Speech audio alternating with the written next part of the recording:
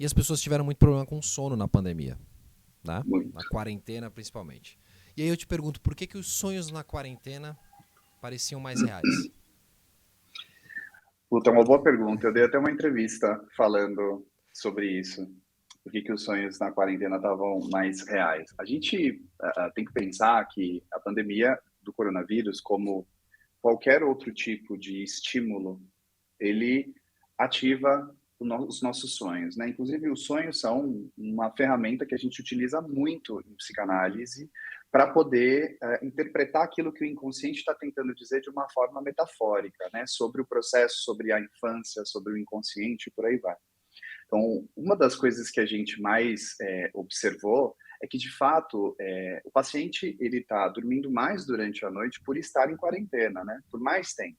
Então, ele pode até ter mais o que a gente chama de REM, né? Que é o Sim, Rapid Eye Movement, né? O sono REM.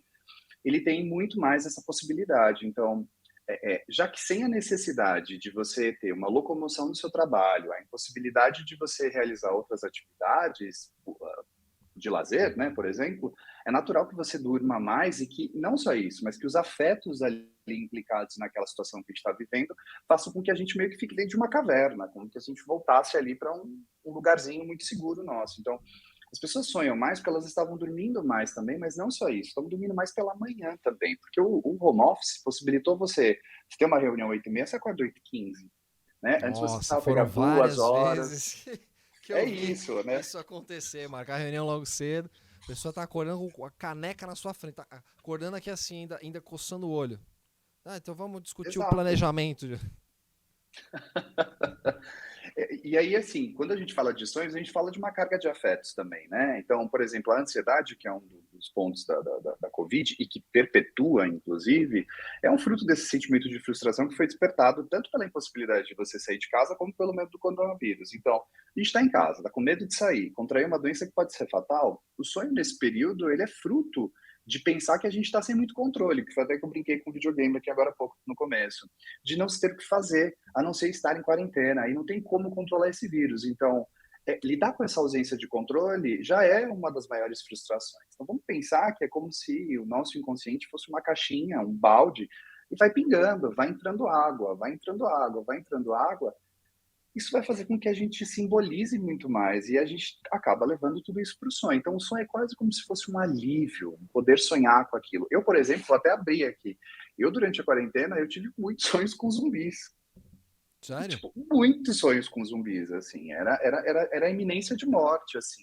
E não a morte, eu morrer, mas era pensar na minha família, em pessoas que podiam morrer, que a gente não podia ter contato. Qualquer tipo de contato já te colocava num lugar de medo. Então, assim, quando a gente está diante da morte, qual que é o antídoto? A vida.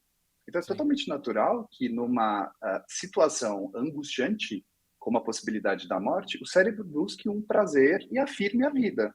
O sonho vai ser uma forma, ou não, de afirmar essa vida. Então a gente acaba tendo essa intensificação dos medos que se transformam em símbolos no nosso inconsciente e vamos dizer que para o ego, que é a nossa estrutura, o eu, né, como nós nos vemos e nos enxergamos inseridos no mundo, ele faz essa mediação. Então ele vai absorver isso, o que dá para dar conta, ele dá, o que não dá, ou vai para o corpo, ou vai para o inconsciente, e é ali que ficam todos os mistérios dos nossos sonhos. Mas acredito que a privação fez com que a gente tenha sonhado muito mais e ainda continue sonhando muito, porque ainda tem um pouquinho desse medo, apesar da liberdade, tem um pouquinho do medo do Covid, da pandemia e dessas coisas voltarem a acontecer. E dá pra classificar também o fato das pessoas terem cuidado